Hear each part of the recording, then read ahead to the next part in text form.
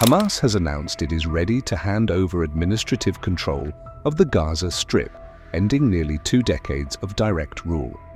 In a statement released Monday, Hamas spokesperson Hazem Qassem said all preparations are complete to transfer all powers and resources to the newly formed Palestinian Technocratic National Committee for the Administration of Gaza. As soon as the committee enters Gaza, the handover will begin in a transparent and comprehensive manner across all sectors. The move marks one of the most significant political shifts in Gaza since Hamas seized control in 2007 after violent clashes with Fatah. The new committee, led by former Palestinian official Ali Abdel Hamid Shaath, is made up of technocrats rather than political figures and is tasked with running civilian life like healthcare, education, local governance, judiciary, and public services without direct factional control. International mediators say the committee was formally established in January 2026 as part of a broader U.S.-backed roadmap to end the Israel-Hamas war. That plan includes the demilitarization of Hamas, Reconstruction of Gaza, and the creation of transitional governing structures. As part of this historic record of major peace initiatives, today we're announcing more details regarding the Board of Peace, so important. This board has the chance to be one of the most consequential bodies ever created, and it's my enormous honor to serve as its chairman. I was very honored when they asked me to do it. We had an idea to do it, and then they came, they said, you be the chairman. And but I take it very seriously. We have a great group of people and incredible young people that are leading it from within. It's running beautifully, started already. And every country, just about every country, wants to be a part of it. And we just sent out the letters a couple of days ago, and these are just the countries that are here.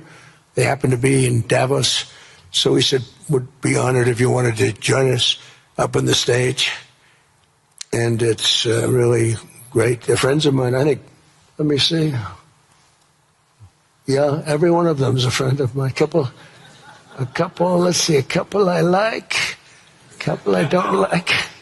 No, I like, actually, this group, I like every single one of them. Can you believe it? Usually I have about 2 or 3 that I can't stand. Usually I have 2 or 3 that I don't like. I don't find them up here. I like every one of these people. No, they're great people. They're great leaders. And the Board of Peace is composed of leaders, the top leaders in the world, actually. Last October, we released a plan for the permanent end to the conflict in Gaza, and I'm pleased to say that our vision was unanimously adopted by the United Nations Security Council late last year. Under phase 1 of this plan, we have painstakingly maintained that Gaza, and we're going to have it very strongly, and it's what we have, maintained the Gaza ceasefire, delivered record levels of humanitarian aid. We've given aid, you know, you used to hear all the people were starving and it was terrible. Now we have, you don't hear that anymore. We've delivered record levels of humanitarian aid. I want to thank the United States, but I want to thank some of the countries that are sitting right up here, because they've sent great aid, aid also in the form of money, where we go out and purchase food, and you don't hear those stories anymore with people starving. And secured the release of all 20, we secured the release of all 20 living hostages. Now I want to thank Steve Witkoff and Jared and everybody for working so hard. They worked so hard, but there were 20 remaining living hostages. Now we got hundreds out. But the last 20, I said, boy, that's going to be a tough one. I said that a year before, and it was a tough one, but we got them. Got all 20, every one of them. And we had also about 28 that were dead, but the parents wanted them just as though they were living, just as much. Some cases, it almost seemed more. It was amazing, actually, the love. But their boy had been killed. In just about all cases, young men, their boy had been killed, and they wanted the body of the boy, and it looked like it couldn't be done. And with the exception of one, and we're close on the track of that, we've got them all, every single one of them. which is amazing. It's a rough job. That was a rough job.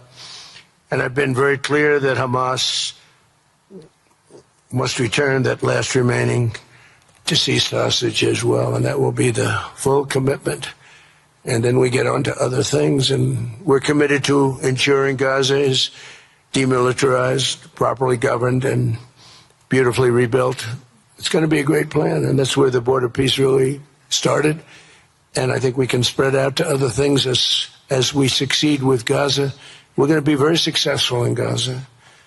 It's going to be a great thing to watch. As everyone can see today, the first steps toward a brighter day for the Middle East and a much safer future for the world are unfolding right before your very eyes. Together we are in a position to have an incredible chance. I don't even call it a chance. I think it's going to happen. To end decades of suffering, stop generations of hatred and bloodshed, and forge a beautiful, everlasting, and glorious peace for that region and for the whole region of the world, because I'm calling the world a region. The world is a region. We're going to have peace in the world. And boy, would that be a great legacy for all of us. Everybody in this room is a star, or you wouldn't be here. There's a reason that you're here, and you're all stars. You're the biggest people, the most important people in the world, most powerful people in the world. And when you use that genius that you have, that very unusual, very inspired genius, when you use that for peace, the opposite of peace has no chance. So I just want to say it's tremendous to be with you, and I think this is something that we're doing that's very important. This is the most important. I was so looking forward to being here, and yesterday was a tremendous success. A lot of good things happened, but this was something that I really wanted to be here and do, and I could think of no better place because so many people were together. Alongside the NCAG, 3 other bodies are proposed: a peace council, a Gaza Executive Council, and an international stabilization force. For Gaza's 2.4 million residents, the announcement offers a rare glimpse of potential stability. Years of blockade, war, and internal division have left infrastructure shattered, hospitals struggling, and basic services on the brink of collapse. We're happy that the crossing is open, and God willing, it will open even more so that everything we're missing can reach us. During this war, let aid come in. We need more support: gas, food, flour, oil, blankets, tents, covers, and mattresses. We thank God and pray it stays open so we can finally move past this atmosphere of war that we still haven't recovered from. This situation represents incredibly good news for us as well, primarily because there are currently no specialized treatments available for children here. Absolutely nothing is accessible within the hospital walls. There is no functioning equipment, no essential medicine, and nothing at all to help those in need. Even the specific medicine required for my own son's condition is completely unavailable within the Gaza Strip. Yet, major questions remain. The committee has so far operated from Cairo and has not entered Gaza. Israel has not publicly endorsed the plan, and the Palestinian Authority in Ramallah has yet to clarify how it will engage with the new structure. Security control, disarmament, and funding for reconstruction are unresolved.